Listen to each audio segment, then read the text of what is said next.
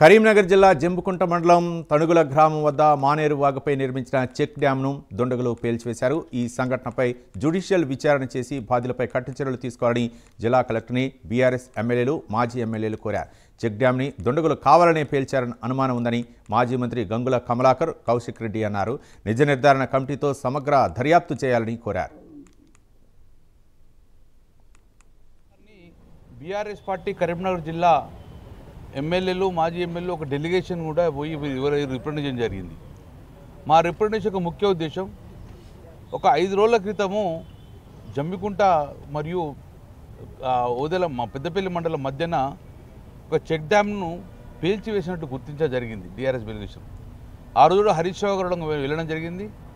అక్కడ రైతులందరూ కూడా మాకు చెప్పింది ఏంటంటే, రాత్రిపూట పెద్ద సౌండ్ వచ్చింది, ఇది యాక్సిడెంటల్గా కూలిపోలేదు, ఎవరో బాంబులు పెట్టి లేపారు. గతంలో కూడా హుసేన్మియా వాగు మీద ఎలా అయితే లేపారో అలాగే ఇక్కడ లేపిన డౌట్ వస్తుందంటే మేమందరం డెలిగేషన్ వెళ్ళడం జరిగింది.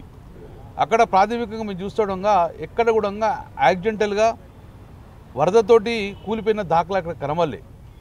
సో ఇమ్మీడియట్గా ఆ రోజు అక్కడ కూడా మొత్తం చూస్తుండగా ఎవరో బాంబులు పెట్టి లేపేసి చెక్ డ్యామ్ కూలగొట్టి ఆ మొత్తం నీళ్లు పోవడం వల్ల ఆ ఇసుక తీసుకున్న ఆలోచనతో ఇసుక మాఫియానే చేసిందని చెప్పి ఒక ప్రాథమిక నిర్ధారణ రావడం జరిగింది.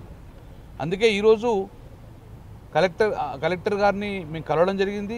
ఇమ్మీడియట్గా దీని మీద జ్యుడిషియల్ ఎంక్వైరీ వేయాలి, నిజానిజాలు తొందరగా తేల్చాలి, ఫోరెన్సిక్ ల్యాబ్ పంపిన రిపోర్ట్ బహిర్గతం చేయాలి అని చెప్పి ఈరోజు మేము డిమాండ్ చేస్తూ కలెక్టర్ గారు రిప్రజెంట్ జరిగింది.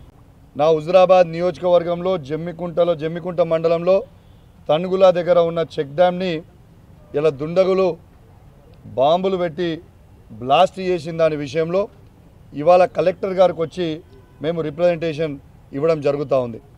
ఇవాళ అది బ్లాస్ట్ చేసిండు, దాన్ని ధ్వంసం చేసిర్రు అని మేము చెప్పుడు కాదు, ఇది పొలిటికల్ ఆరోపణ అసలే కాదు. ఇది ఎవరి ఆరోపణ? డైరెక్ట్గా ఇరిగేషన్ డిఈ రవికుమార్ అనే వ్యక్తి జమ్మికుంట పోలీస్ స్టేషన్లో వచ్చి పిటిషన్ ఇవ్వడం జరిగింది.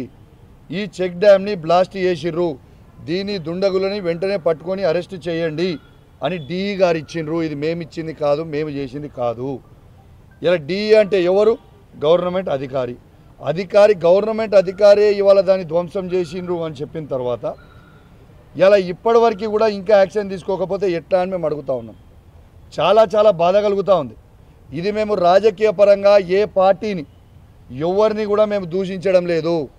మాకు కావాల్సింది మా నాయకుడు కేసీఆర్ గారు మాకు నేర్పించింది, రైతులకి అండగా నిలబడాలి మనము కష్టకాలంలో ఉంటే అని మా నాయకుడు మాకు కేసీఆర్ గారు నేర్పించిండ్రు.